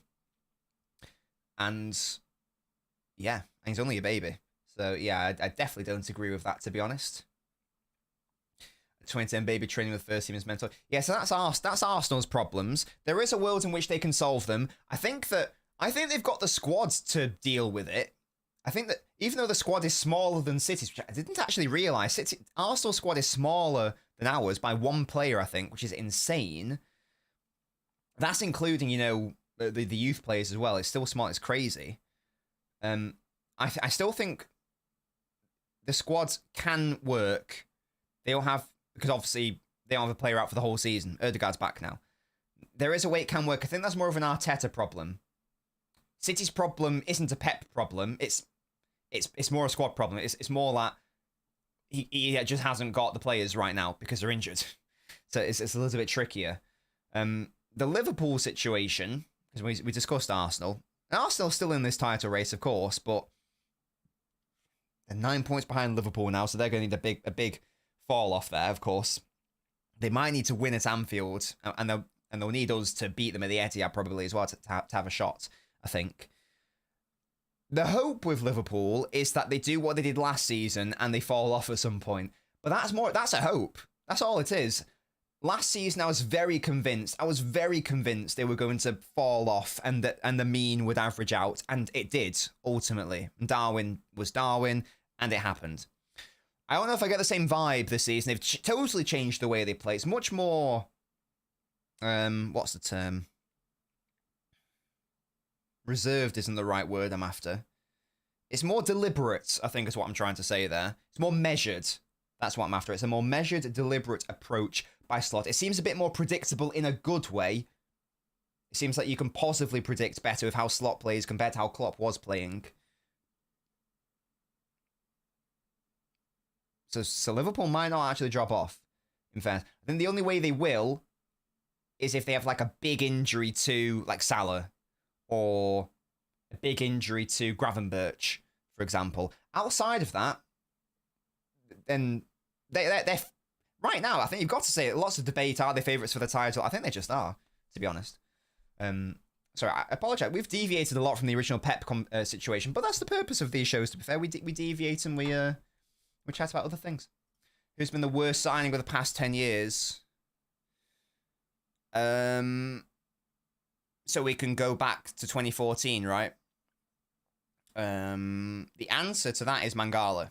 Definitely Mangala. 100%. Because he was signed for ridiculous money, and we never sold him. So he lasted his whole contract here. Ridiculous. It's not even like Mendy, who at least gave us a couple of good games.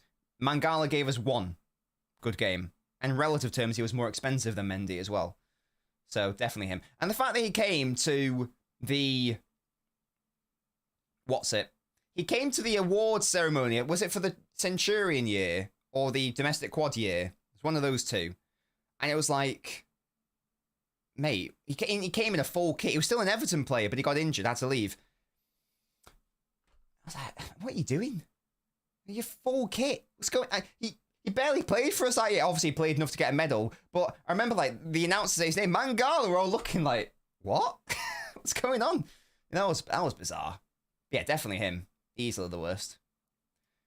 Nah. Here's the thing. Obviously, you know, bad stuff off pitch. In the 11-12 season, good player. Good player, in fairness. Lads, listen to the Nobbot. Look at that logo. It's there. Look at it. It's on the mic cover. Ah! Roger said Vinicius is a smart player. When he realises the more he pays attention on the field, he'll improve. Neymar said he became a talker now. Oh, shut up, Neymar. Go and play in Saudi, you little bitch. Or go to the Brazilian league. You washed Donny. Hold that. Hold that. When was Boney? 2015, I think. I think it was Pellegrini's. Or was it the 14-15 season? It might have been. I hated that signing. So stupid. It might have been his third. Yeah, I can't remember. Crazy. Where do you think Roger would be in the greatest conversation for City or in general, Austin? He is the best defensive midfielder in Premier League history. That's for sure. That was Fernandinho's title. I think we've now got to accept that Rodri is that guy now. He just is. You can't deny it anymore. It's just the levels that he's reached are insane. The peak is higher than any DM in Premier League history, obviously. For me, he's eclipsed Fernandinho in that respect. And yeah, it's got to be Rodri. I saw some, like, over the, it's the international break, so content people want to make content, of course, and there were people do this thing, you know, team of the seasons. The lack of Rodri was very interesting. I have no idea what these people are doing. think it's because they didn't really want to make a team that worked, so they just like put in random midfielders without actually thinking about, well, you probably need a 6. They didn't really go for 6s, so maybe that's why. But the lack of Rodri was very disturbing. Very disturbing. Of course, Rodri gets in there. You need a 6 in your team. You need a DM in your team. Rodri's the guy, clearly. The correct midfield is Rodri, Gerrard, Kevin De Bruyne. We all know that. We all know that's the best midfield in Premier League history. Of course it is. Those are the only 3 players that make sense. They're the only ones that make sense. So, yeah. IFL says, Ten Hag had worse. Teams spend less money and win a trophy each year. How's the test not under the same microscope? If Slot wins the league this year, then this man's got to get sacked. Clearly.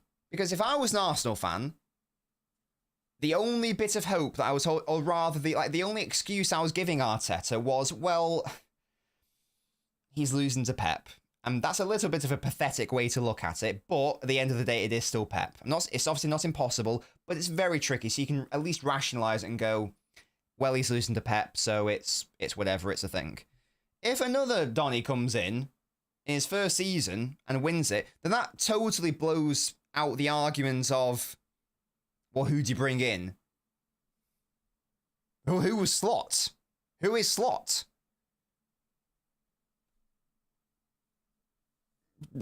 Donny manages in the Dutch league, manages Feyenoord, and he comes in and wins it. If he wins it, it brings it all into question. Even if he finishes above him, and like second, let's say he bottles it and City win the league. Big questions for me. If I was an Arsenal fan, that would be the last straw for me. I'm like, right, well, you need to go. You haven't illustrated you can beat Pep. Pep signed another 2 years. You haven't illustrated that you can even beat Slot. So if he finishes behind Liverpool this season, for me, if I was an Arsenal fan, I'd be like, right, you've got to go. Got to go. Big questions being asked if I was an Arsenal fan. It's interesting, the tide is turning as well, in fairness. Like, lots of pro-Arteta people are now slowly turning. Again, I've got nothing against Arteta. Everyone knows I rate him as a coach and a tactician. But you got to ask serious questions.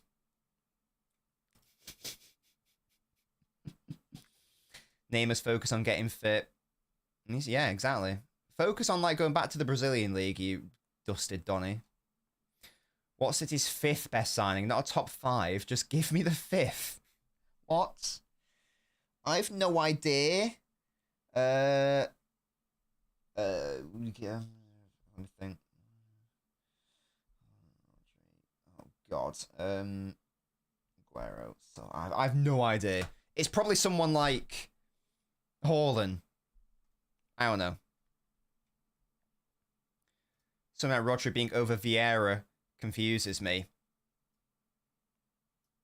In my team, it would be a question. It would be you pick Vieira or Gerrard, because Vieira's box to box, isn't he? So it's not. I wouldn't be even. My conversation wouldn't start by picking between the two. It would be one of Vieira, Gerrard, Keane, Scholes, Lampard, even. Those sorts of players. The Rodri one is Carrick, Fernandinho, Makaleli, Essien. Those boys. Scholes was a baller and probably should be there. Well, he's obviously not going ahead of De Bruyne because he's the superior ginger. So if you want Scholes in over Gerrard, that's fine. I would personally have Stevie G. But I understand the Scholes. I preferred Scholes, in fairness, but I just think Gerrard was a better player. Gerrard doesn't get into it. I think he does, Nazar. I think he does. Phase 60. Big up, Rodri. You shouldn't really be training on an ACL injury, but big up to you. You're saying this, a man that in recent times hasn't had to have a shit manager with Saka, Arteta. We have another Emery situation now. Right, but can you not just look? But that's an if, isn't it? That's a conditional. What if you bring someone in and they do a slot? What? Toby, shall I tell you what you're illustrating right now? With your pragmatism and conservatism, you are oh my God, just smashed my king monitor. You are illustrating the defensive, conservative pragmatism that you are so opposed to Arteta illustrating. Your pragmatism is the status quo and not a malleable construct. Yes? Yes? You see? It's like monkey see, monkey do. Toby see Arteta, Toby do Arteta. Yeah? That's what you are, fraud. I wouldn't have Lampard in my team, but if you are going to have Lampard in, then it's going to be in that more advanced area rather than comparing him to a Vieira. David Silva would also be in there as well, I guess, if we're talking about more advanced midfielders. So Yaya is 5 behind Aguero, Silva, Company, and De Bruyne. What about Rodri, though? You get me. Our scores. That's fair. That's fair. You can do that. I would have Gerrard as the box-to-box. And I'd also have De Bruyne as the box-to-box in fairness. But I can see it. I can see it. Yes, that's fair then. David Silva above Gerrard, says Nazar. How does Silva not get ahead of Gerrard? What argument can someone give against it? And hey, Nazar, if you want to put David Silva in, that's absolutely fine. That's absolutely fine. Arteta goes... Who comes, whom would football? No, but again, Toby, saying that, but who was Slot? This is the hypothetical. This is the hypothetical. If Arteta finishes below Slot, Liverpool managed to find a Slot. There must be someone. No, I don't know who that guy is, but clearly Slot was scouted and identified as someone who could do the job. It's early days, but in our hypothetical, he's done the job. So clearly there is someone out there who could potentially do it. That's the thing. That's the thing for me. Bentacle killers. I agree. Emojis. Yes. Score predictions for Spurs, guys. Score predictions. I'm going to be. We're wrapping up around 8ish, I reckon. So another 15 minutes. I'm enjoying this stream. We're chill. Score predictions, guys.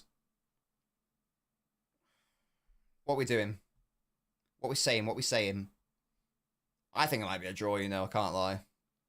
I'll never predict a City loss, but I can't lie, it might be a draw. Roger, the end of the video.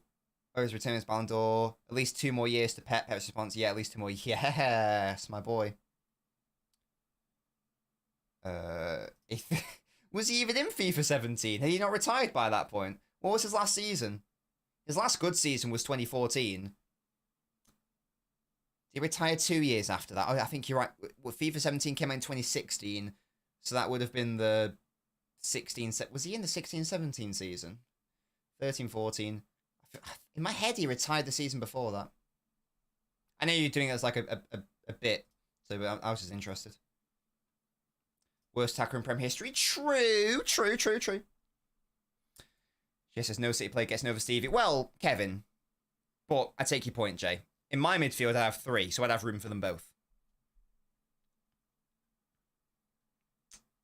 Oh, wow, these are some fun scores. 4-all, 2-1 to City, 3-1, 4-3, 1-all draw, 3-1, 3-2, 2-1, 3-1, 2-1. I'm noticing the lack of clean sheets. I don't think anyone's predicted a clean sheet yet. 2-1, that says everything, doesn't it? 3-2, 2-1. There we go. The first clean sheet. 1-0. We take those. 2-1. Spurs to concede first, says Jay. I hope so. 3-2. We need a Núñez goal. 3-2 late winner for City.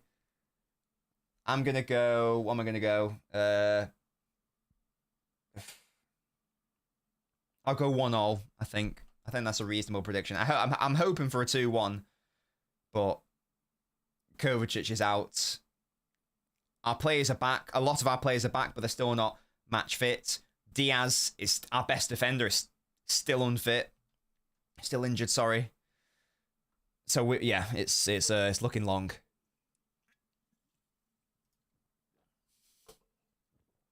Oh, I'm going to cough.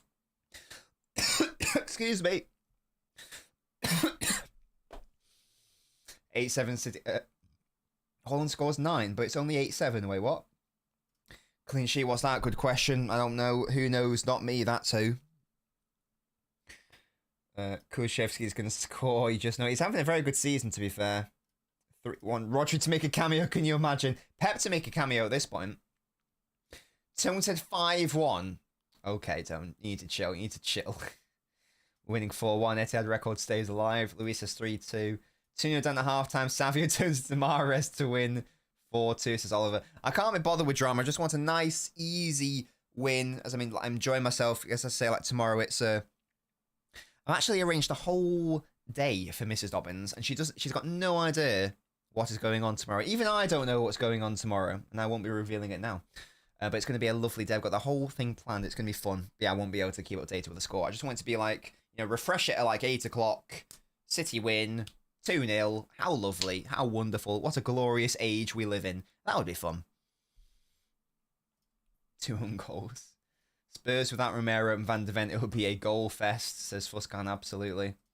Now, she knows I'm playing the whole day, but she doesn't know specifically what's going on. Like, she knows that, she's having the day planned. Would you rather lose Spurs or have the Nob bot become self-aware? It becomes self-aware so that, we can chat and whatnot. There better not be. A lot of our players had a rest, didn't they? Home record. What is home record? That we just don't lose? Sorry. Is that the record that we don't lose?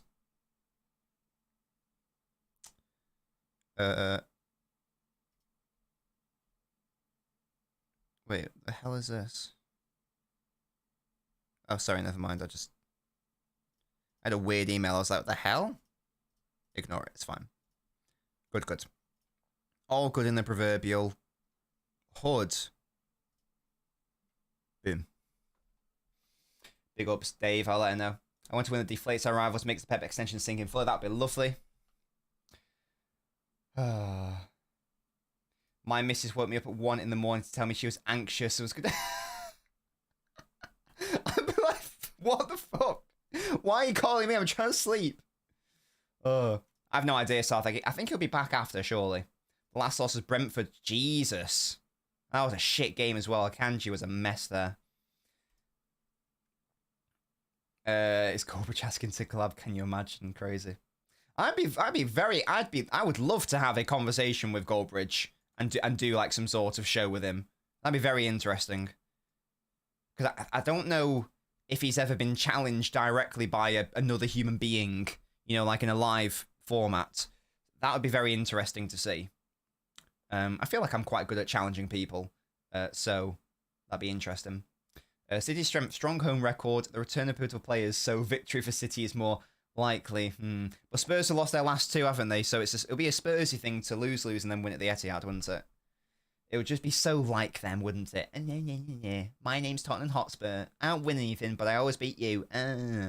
Pathetic. Get over yourself. Get over yourself. Yeah, no one likes you and your shitty new logo. To be fair, the new logo's better. The wording at the bottom was crap. Yeah, okay, chill on that. Chill on that. Do I do voiceover work? Mark. I wish. I wish my voice was that good. It's not. It's terrible. I'm sure you can hear that. If you want me to do some voiceover work for you, Mark, for whatever reason, I'm all over it. But no, I'm not that. I don't have a good voice. I know I don't have a good voice, guys. I know it's annoying and whiny and nasal. I apologise. Not really much I can do about it, though, in fairness. Goldfish would run away from the confrontation. No, in a nice way. It wouldn't be rude, but it would just be a nice challenge. Again, I don't know if like anyone watched like the top 6 last week. Me and Agal had again, I was a little bit rude there, but it was more of a challenge thing rather than an aggressive confrontation sort of thing. It wasn't shouting and blah, blah, blah. It was a little bit tongue in cheek, but it was a genuine conversation. I don't get Spurs or smash teams like Villa but lose to Ipswich in it.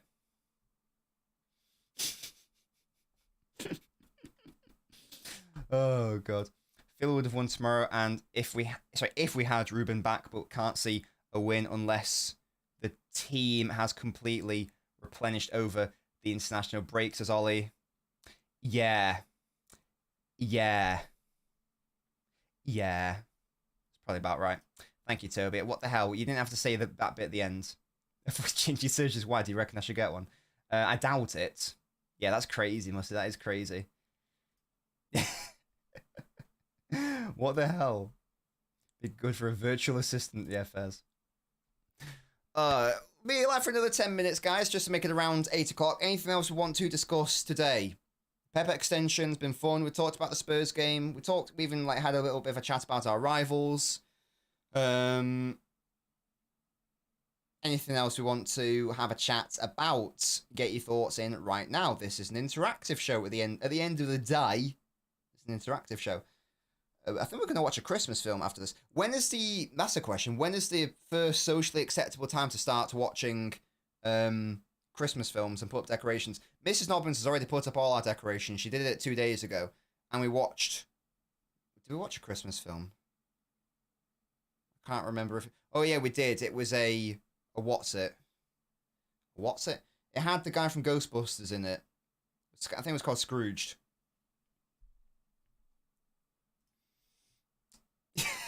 So you mean if it entirely changed? Yeah, thanks for that, Jenna. I really appreciate that. Stones to start tomorrow. Might be too soon, Southak. Big up to you, Terrell. APT. Oh yeah, it's briefly on this. I don't really know enough about it. But as I understand it, the Premier League clubs have voted to go through with the amended rules. Now, I'm very confused as to why they've done that. Because as I understand it, that's the one Scrooge, thank you, with Bill Murray. As I understand it, both the Premier League and City wrote to the tribunal, tribunal, saying, can you please clarify your judgment? Because we're a bit confused here. We think that we've done quite well here, but we think we've done quite well here. What's the situation? Can we have clarification? Now, as I understand it, they're still writing up that judgment or discussing it or whatever, or finalising it. We haven't had anything. So the fact that the Premier League have gone ahead with it is a little bit risky, in my view. I don't really get, why not just wait until the tribunal have come back? It seems a bit of a weird situation to me. We'll have to wait and see. City said it's still unlawful, in which case one assumes that if the decision is favourable to City, then they'll just go ahead and take them to court again, or force them to change it again. It's very odd. But yeah, I don't really have any other thoughts on it, to be honest. We'll just have to wait and see what happens. Least favourite colour for clothes? Probably like... I don't think I own anything yellow. Apart from my Dortmund top. I don't know if that answers your question, but the fact I don't have any yellow maybe suggests that. Maybe. I don't really dislike many colours, in fairness. Probably like a vomit colour probably wouldn't be ideal, in fairness. Sure, the Spurs... Yeah, exactly, Ultimate. We've said that earlier. It's got to be a must-win. Who should get for midfield, says Terrell. I actually don't know yet. I am going to be having a thought about it and hopefully releasing a video in the new year. That's crazy. What's with a gal in his phone gender? A gal is, I think it's just a case of, as I said in the video, to be fair, in the show, I just don't think that he liked the fact that Foden took away the league title from him, which is reasonable, but that shouldn't really manifest in that way, in fairness. And I said as much. That's all I can really think of, to be fair. And that is a recurring pattern. That's all. It's not just a guy. It's all a lot of Arsenal fans want to talk about. It's very odd. But there we go. Top 3 Christmas films. Right, I've got a bone to pick with you for saying Die Hard. But yeah, Muppet Christmas Carol is up there. I love Elf, and I love The Polar Express as well. It might not be next week. I thought Stefan said it's imminent. If it's imminent, then good. I want it now. I want it now. Predictions on what Pep's season win tactical change will be. For me, it's going to back to a 3-2 and just doing the box. For me, that's all it is. That's all it is. Craig reckons City's 2 deals have been approved and the commission will assess how much City owed in lost earnings. Interesting. Or panic in the box. I am indeed AIS. So I'm so grateful to everyone who supports me, whether it's on the Patreon, whether it's as a YouTube member, whether it's as people who buy the merchandise. You know, many people have bought these posters now, so it's so good to see the people are investing in Nobbins merch. I've also got a new design coming, which I've purchased myself. Yeah, I've spent my own money on my own merch. I get a bit of a discount, obviously, because it's my own product. I'm going to sample it, yeah, to make sure that I'm happy with it, but I'm pretty sure I am. I love the design. It's an oversized shirt with a fraud symbol on the back. It's going to be iconic, and then I'll be wearing that to shows, and it's a sick top. No cap. You'll have to see. That'd be crazy, crazy. We've done call-in shows loads of times, Terrell. Loads of times. Tim Allen's a Santa Claus. Never seen that. No, it's not. No, it's not. Nah, nah, nah, nah, nah, nah, nah, nah, nah, nah. I had another channel years ago, in like 2020, just called LNobbins. It's now different. It's just called More Nobbins now. I've removed the videos now. They're there. They're just unlisted. I literally did a video essay on why Die Hard is not a Christmas film. There's a difference between a Christmas film and a film taking place at Christmas. Jack, we still do the halftime phone-ins, but no one said they want to come on. So if I get a noblet in the chat saying let's do a phone-in, I'd be like, yeah, let's do it. If you want to come on the next phone-in, Jack, come in. Pop in. Do we deliver to the EU? Yes, Ivana, we do. Let me just double check for you, but I'm pretty sure we do. Let's bloody check. I'm pretty sure that it's just not set up for North America and Oceania, but it is set up for the UK and the rest of Europe. Yes, Europe. There you go. We deliver to Europe, Ivana. It will show you the price in euros. Toby, if you want to come on the phone in, mate, do it. Bloody do it. So yes, we do. And again, I'll repeat. Click the link if you want a 60 by 90 Bald Fraud Smokes a Cigar poster. If you're not happy with it, if you think it's not a good enough quality, then let me know and I will remedy the situation. But I'm convinced you will be happy with it. Look at how happy he is over there. Look at how happy he is. What a boy. What does Nobbins mean? It means I'm a knob. This is the funny thing. The whole point of... Yes, okay, Musty, if I say that again, then you can ban me from my own channel, yeah? I won't do it next time. I promise you. I won't do it next time. I appreciate I have done that the past few times. But next time someone wants to come on the phone in, I'll do it. It means I'm a knobhead. Yeah. The whole point of the name is I'm a knob. And then you got people going, oh, Nobbins, more like knob. That's literally the point of the name. What we doing here? That's like, Pussy. You know, in James Bond, there was a Bond girl called Pussy Galore, right? And also other names, which are like clearly innuendos, etc. That would be like going, Pussy Galore. More like, that sounds like vaginas. Yeah, that's the point of the name. It's the pun. You doing? People piss me off, man. Last Christmas. Oh, great question, but it's Last Christmas, of course. That's the best Christmas song. And maybe the best 80s song.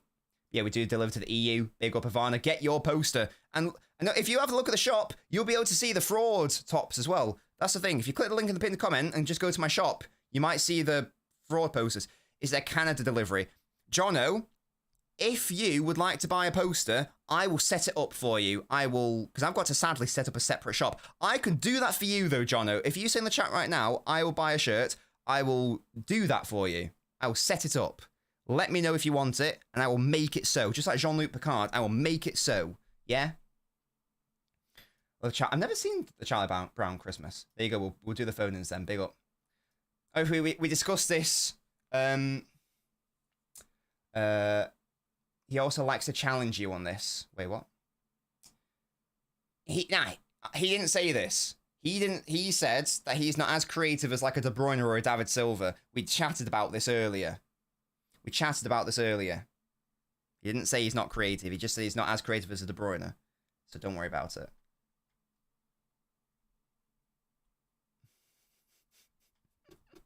I don't hate Tim Hortons. What's going on? Right, okay. I can make it so. I will make it so. I've got two people saying we want Canada delivery. I will make it so that there is Canadian delivery. Yes, it's a South American delivery. Oh, good question. It just says North America / Oceania and Europe. I don't know if it distributes to South America. I will ask them. Maybe I need to find a different storefront if they don't want to go to South America. I'll try to figure that out. I can certainly do North America though. I can definitely lock that in. We can lock that in, lads. Definitely Canada. Yeah, exactly. It's crazy. Shut up. Right. Thank you so much for joining me today, guys. Just move to North America, yeah, fairs.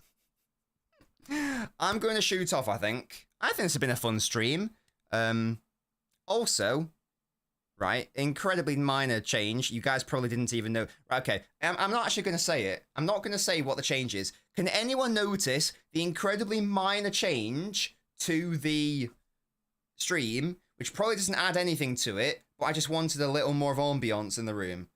Can anyone identify what's different?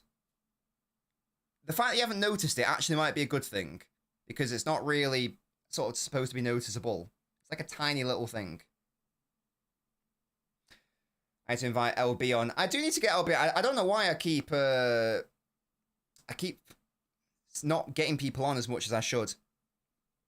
Sorry, the Knobcast wasn't available the past couple of weeks, by the way. I was ill this week and Gaskia wasn't available the previous week. I still don't know which Arsenal fan to get on either, because I like Arsenal Rory, but I know that you guys don't. So I don't think I should. I don't think it'd be fair for me to ask him on. Yes, there is a slight orange tint. I know it might not even be adding anything, but I like it. And look, I can control it with my phone. You see? Oh, look at that. That's worse. Yeah. Look at that. Oh, yeah, this was on the last show, to be fair. If you weren't here with the last show, but yeah, that's also new. Orange is the complementary colour for blue, guys. This is the colour wheel in action. This is like year 8 art in action. Yeah? Orange complements blue. This is the vibe. This is the vibe. Wait, what? Jono, what? That's not very nice. What the hell? Yes, the orange glow. Well done. Yeah, big up to you, Timmy. Blue Oyster. This is a Blue Oyster. This is Blue Moon. This is Blue Moon beer. Blue Oyster. This guy. Should see me built around Foden. I don't think it should be built around anyone. I think it should be built around winning. Yeah? Lee Gunner, Moji says. I was in Lee's chat the other day just because I had some spare time in the evening and I saw that he was live. And he did say, Nobbins, I need to get you on my channel, so maybe that could be a thing. I don't have his number, though. I don't know how to get in touch with him. I guess I could message LB and be like, yo, hit me up. I don't know if he'd want to come on. Because I'm only a baby channel, so I don't know if he'd be interested. Probably not. That might be fun. But I don't know if Lee likes to talk about tactics, though. I don't know what Lee doesn't... does Lee do that? I'm not saying he can't do tactics. That'll be rude. But that's not really his... Is that his vibe? Like, when I had Chelsea fan Connor on, we talked about tactics. I want the conversation to be about, like, how you're set up and sort of thing. I don't know if, like, Lee does that or not on his channel. I don't watch enough Lee. Maybe he does. I don't know. But I like Lee. I think he's fun. Shout out, Louise. Big up to you. Get Thierry on real. Shut up. Right, lads. Yeah, that's what I mean, AI. Yeah, like that's what I mean. Rory's normally good on video. His Twitter is just a troll. There's lots of people see the Twitter and think he gets a bad... It's his own fault, to be fair. Like, he shouldn't be doing that on Twitter. But he is very different in front of camera. So I feel like I know the real Rory a bit more. Nah, he's chill, Toby. Less of that. Big up the Detroit Red Wings. Orange like bad false suntan lotion. Dave, are you having a go at my... You having a go at my bloody light? Is that what's happening? How dare you? That's crazy. That's crazy. Right. I'm going to shoot off now. I've overstayed my welcome here. I'm not on Blue Sky. No. I don't. Isn't that just like Threads? Is that not just going to die a death? I can't be bothered. To be honest, I'll stay on. I know Twitter's a bit shit. I've just started blocking people. And... my Twitter experience has improved, in fairness. I've blocked all those pricks, the steak pricks, like Janty and Mod and Trey, who are all twats anyway. So I've just blocked all of them, and it's a much healthier place. So you get me. That's the thing. Yeah, I need to go. Thank you so much for joining me. I will... Okay, better than Ivana. Still a little bit trolly, but certainly better compared to the Twitter version. Anyway. Thank you so much for joining me. I will see you all next time, which might be on Sunday with like a post-mortem after the game. But I don't know. We'll have to see. Twitter is poised. It is, but you know, I guess it's what you make of it, isn't it? Maybe I should go there, but right now I don't really have a desire for it. Again, maybe at some point, but right now I can't be bothered. I can't bother adding another social media thing. I like the vibe now. The main thing is Twitter and YouTube. That's like my thing. I've got short form on Twitter. I've got more long form on YouTube. That's my bag.